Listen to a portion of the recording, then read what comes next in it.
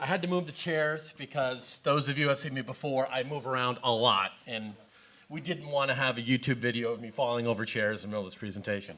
My name is Jay, N1AV. I am not a mechanical engineer. I am not an electrical engineer. I'm not an RF engineer. I'm an educator. So what I bring to ham radio is passion. Magic smoke in radio exists. I try to keep it in the box. I have let it go many a times, and that's when I call up my really smart friends and say, how do I fix this? I don't know, but I like playing with it. I'm still enamored with the whole aspect of I send a signal somewhere, and somewhere else in the world hears it and sends something back to me that is super cool. I just love it. I don't get into the, well, according to the propagation data, you should look on page 16, will tell the optimum time for this to happen. I don't care. I just send it, and if it works, great. And that's what makes radio fun for me. So for the past 3 years, I've gone to Hawaii to do some EME. And the first year, I did 1296 and 902. The second year, I did 1296 and 902 again, but I actually brought a rotor this time, so that was smart. That helped, because hand aiming a dish is somewhat difficult. And then I went again this third year. And this third year, I went with Paul, W2HRO, that many of you who are active now knows makes the fantastic folding dishes. Second disclaimer, I do not work for Paul. I receive no money from Paul, nor anyone else that I'm going to talk about. But I'm just a really happy customer, and I get the chance to go on Dxpeditions with him. So that's super cool, because if you've got a folding dish that has 3D printed parts, who better than to bring the guy who made it when you go? So if there's a problem, Paul, fix that, and you're off and running. So 13 centimeters. Last year when I went, I was operating 1296. I worked Zdenek, OK1 DFC, and he said, hey, would you think about 13 centimeters next year? If you go, I'll give you the amplifier and LNA. You just bring the transverter and your equipment and your dish and you'll go. I'm like, well, you know you've made it when they're giving you stuff. So I'm like, hell yeah, all right. 10 months later, it shows up. 2 months before I'm getting ready to go to this trip. So we're a little bit frantic on preparation and whatnot. All right, so going to Hawaii. We brought 902, 1296, 2304, and 10 gig. We're not going to talk about that today because we're going to save that presentation for the EME conference in New Jersey later this fall. That was the first ever EME expedition on 10 gigs to Hawaii. That made more than one QSO. But we'll talk about all that in Trenton. We'll have a few slides on it. So this year, 360 pounds of gear went on the plane with me to Hawaii. That's a lot of Pelican cases, that's a lot of wire, and it's a lot of duplicates. Because if you think about it, a transverter doesn't weigh that much. Well, when you're going to Hawaii, you don't have your closet to go to when you smoke something. So it's 2 transverters. 4 LNAs, 2 power supplies, 3 laptops. You're bringing all this stuff because if something breaks, you can't just run down the street and fix it. You got to have it because you're the DX, so you got to bring it. 360 pounds of gear. So I was lucky enough to push the cart with the dish, the big blue dish box, and my wife pushed the other cart where she could barely see over the top as she's pushing it through the airport. Last 2 years, we used the call N1V. I did it again this year. Made it easy to remember, especially early in the morning when our passes were. So weather is always an issue in Hawaii. We ended up going in March this year due to some vacation time that Paul's wife had related to her work schedule. So we had to deal with morning passes, which meant sunrise, moonrise. And in one day, it was sun and moon together, only about 9 degrees apart. Not ideal. It also meant no visual moon. And anyone who has a folding dish knows being able to go, there it is really helpful to be able to see where the moon is. Didn't have that. We also had lots of rain and lots of wind. This picture of the dish on the right side of the screen is actually a video that I took a screenshot of. And if you're up close, you could see the water leaking out of the bottom of a dish like a fountain in Europe. That this was nothing more than a giant bowl collecting water. Pro tip, that doesn't work well with a folding dish. So The last attempt on 13 centimeters was in 2007. That individual at that time had a 3-meter dish and about 200 watts. This year, I brought the folding dish, sub-looter patch feed, the OK1 amp, the DEM mini transverter, shout out to those guys, a Flex 6400, and several LNAs from KH6, KL6M and Demi. The Demi one's great because it has a bandpass filter put in. And of course, you know, the assortment of stuff at the operating bench. That is the process of going from 902 to 2304 on the operating bench. That's about 3 Pelican cases worth of garbage that you have to wire in and make sure, you know, okay, this power pole is yellow. That is not 13.8, that's 24 volt. Remember that. So I color code all that stuff because I don't want to release the magic. Thank you, exactly. Got to keep it in the box.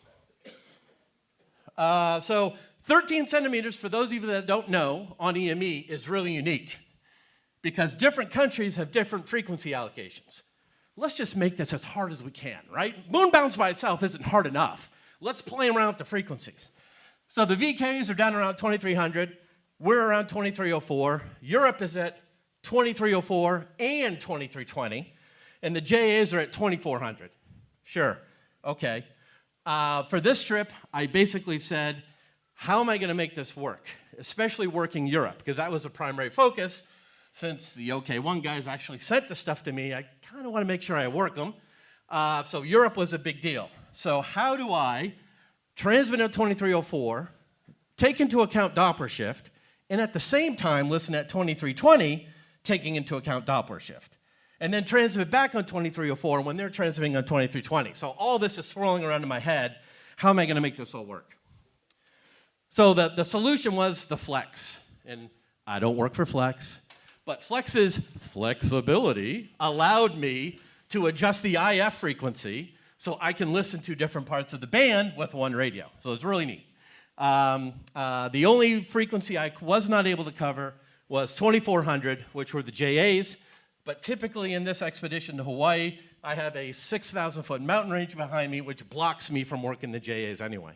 So they were out for 2400. Maybe in a future event, I might change that. So my solution to make this work of transmit and receive digital on 2304, but listen on 2320, and if I hear anything on 2320, send that back on 2304, was how can I, 2 laptops. So, okay, so we'll have 2 separate laptops, and then I'm going to put a splitter in there, a receive splitter, on my receive line, and I'm going to run a Flex 6400 over here with my transverter, and then I'm going to have a Flex 1500 over here, and if any one of you are still selling one, let's talk after, after this meeting. A Flex 15 over here with another laptop. So I had Flex 1500 with a laptop just receiving on 2320, Flex 6400 with a laptop on 2304. So I'm up and down, transmit and receive here. I'm just listening at 2320. The problem becomes then, as many of you know, FT8, Q65, it pops up and you go click, click, and you work that station. If I'm looking at this laptop, there's no click, click because we're over here. So I see OK1 DFC pop up. Now I've got to retype all of his stuff in a 7-second window between transmit and receive to get it all in there to start the next sequence so I do it on time. So I'm frantically, constantly going back and forth and entering material manually, which to some people, running 1 laptop is hard enough. Now run 2 when you're in Hawaii, and most of your time when you're not on the moon is spent with adult beverages. So, you know, there's a lot going on to pay attention to. Since this trip, N0AKC, Charlie has come up with a much more elegant solution. And he actually posted this on the 13 centimeter EME IO group. I wish I had talked to him about this before I went, but that's the solution I came up with. So my 2 laptops that I had to bring became 3, because now I had to play with 2 during the same time to work 13 sems. So who did I end up working? I worked about a dozen people in total. First pass was 0 wind and bright sunshine. I worked a couple of guys right out of the gate. Of course, the OK1 guys, go figure. Worked those guys first thing. and I'm feeling real good about myself, and then we have a wind gust, and the dish goes, thank you. It's completely off the moon. So then I'm frantic trying to get back on the moon and work these guys. Anyone who knows with a folding dish, it's really hard to aim. So signals dropped, and it became much harder to work.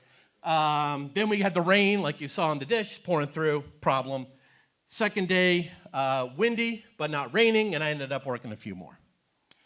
So some conclusions. The folding dish on 2304 works. Paul's sublunar dish.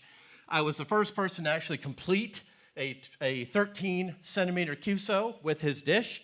It does work if it's not windy and if it's not raining hard. Light sprinkles are okay.